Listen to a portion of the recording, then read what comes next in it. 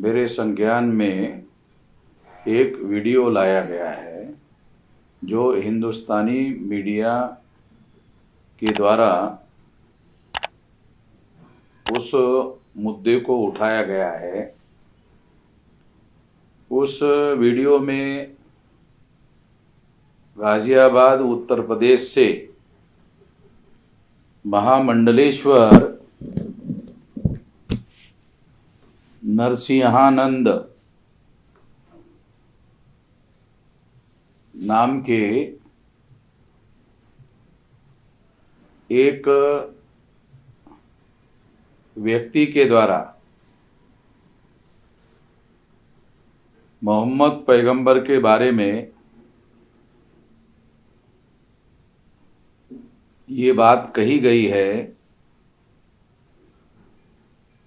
कि रावण के बजाय मोहम्मद पैगंबर के पुतले जलानी चाहिए।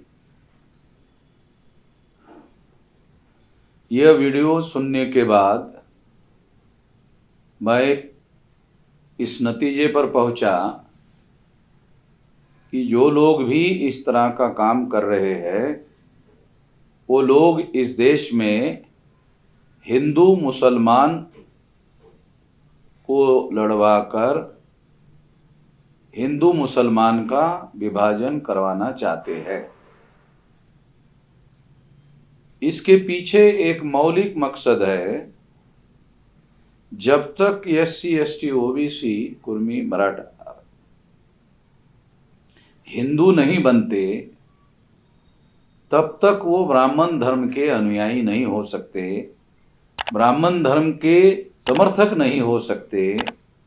इसलिए उनको मुसलमानों के विरोध में प्रतिक्रिया स्वरूप भड़काना जरूरी है।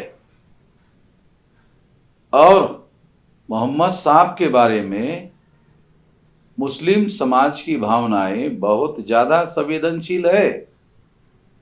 ये ब्राह्मण लोग, RSS के लोग बखूबी जानते हैं और इसलिए वो ऐसा सोचते हैं कि मोहम्मद साहब के बारे में अगर उल जलूल कुछ कहा जाए तो मुसलमान फसाद करने के लिए जरूर तैयार होगा, और अगर फसाद होगा तो हिंदू मुसलमान होगा, और हिंदू मुसलमान होगा तो SC ST OBC के लोगों को, कुर्मी मराठा लोगों को हिंदू बनाया जा सकता है। SC ST OBC Kurmi Maratha लोगों को प्रचार के द्वारा हिंदू धर्म के श्रेष्ठ सिद्धांतों का प्रचार करके हिंदू नहीं बनाया जा सकता, क्योंकि हिंदू धर्म मूलतः ब्राह्मण धर्म है और ब्राह्मण धर्म होने की वजह से वो वर्ण व्यवस्था, जाति व्यवस्था, अस्पृश्यता, आदिवासियों का सेग्रीगेशन, महिलाओं की दास्ता और शूद्रत्व OBC के ऊपर, पिछड़े वर्ग के ऊपर थोपा जाना, ये मौलिक धर्म ही ब्राह्मण धर्म है। और ये धर्म नहीं है, ये मूल निवासी बहुजन SC ST OBC Kurmi Maratha लोगों को गुलाम बनाने का षड्यंत्र है। और इसलिए हिंदू मुसलमान का मामला खड़ा किया जाता है।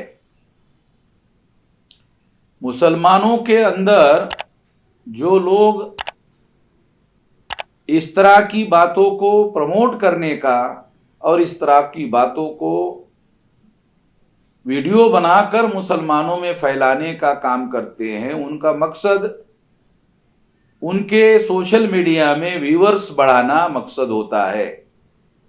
मगर इससे फसाद होगा, दंगा होगा और दोनों तरफ के लोग मारे जाएंगे। उससे भी बड़ी बात कि SC ST OBC Kurmi Maratha लोगों को प्रतिक्रिया स्वरूप ही हिंदू बनाया जा सकता है। ब्राह्मण लोग समझाकर ब्राह्मण धर्म का प्रचार या हिंदू के नाम पर प्रचार करके हिंदू नहीं बना सकते। इस तरह का दंगा फसाद करवाकर ही हिंदू बनाया जा सकता है। ये बात मुस्लिम समाज के लोगों को भी समझ में नहीं आती है। ये मुस्लिम समाज के दानिश्वरों को, मुस्लिम समाज के बुद्धिजीवी लोगों को, मुस्लिम समाज के समझदार लोगों को ये निश्चित रूप से समझना होगा कि इससे मुसलमानों का अगर फसाद होता है तो सबसे ज्यादा नुकसान होता है। ये खबरदारी लेना बहुत ज्यादा जरूरी है। और जो लोग इस तरह की बयानबाजी मोहम्मद साहब का नाम लेकर कर रहे हैं, उनके पीछे फसाद करवाना उद्देश्य है। और फसाद से ही SC ST OBC Kurmi Maratha को हिंदू बनाया जा सकता है, प्रचार करके हिंदू नहीं बनाया जा सकता।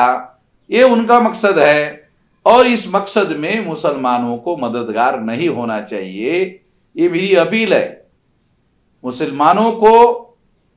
ये जो इस तरह के लोग हैं, बदमाश लोग हैं, जो हिंदू मुसलमान का मामला खड़ा करते हैं, उन लोगों को हमारे ऊपर छोड़ देना चाहिए। हम उनका बंदोबस्त करते हैं। मामला हिंदू मुसलमान का ना हो, इसकी खबरदारी लेनी चाहिए।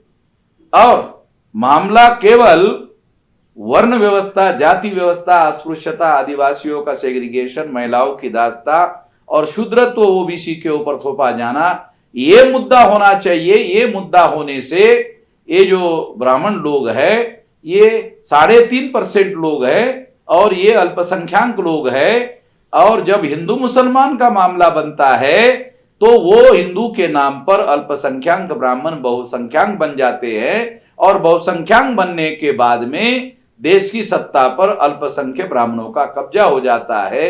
मुसलमानों को और उनके समझदार लोगों को यह बात निश्चित रूप से समझना जरूरी है। मैं मुसलमानों के तमाम समझदार लोगों को इसके बारे में अपील करता हूं और हिंदुस्तानी मीडिया चलाने वाले लोगों को भी अपील करता हूं कि इस तरह की बातों का परहेज करें, जिससे हिंदू मुसलमान का फसाद होने का खतरा हो। मैं आशा करता हूं कि इस बात को गंभीरता पूर्वक लिया जाएगा और ये मामला हम सारे देश भर में टेकअप कर रहे हैं। सारे देश भर में हम देख रहे हैं ये मामला, इन लोगों के बंदोबस्त का मामला सारे देश भर में देखने का काम हम कर रहे हैं। और अब हम बंदोबस्त करने लायक हो गए हैं, इसीलिए ये लोग हिंदू मुसलमान का मामला खड़ा करवा रहे हैं। इससे सावधान होने की जरूरत है, ऐसा मेरा मानना है। आप लोगों ने मेरी बात सुनी, ध्यान से सुनी, इस पर विचार करिए और इस पर और भी कोई सलाह मशवरे की जरूरत है तो वो मेरे से जरूर कर सकते हैं। धन्यवाद।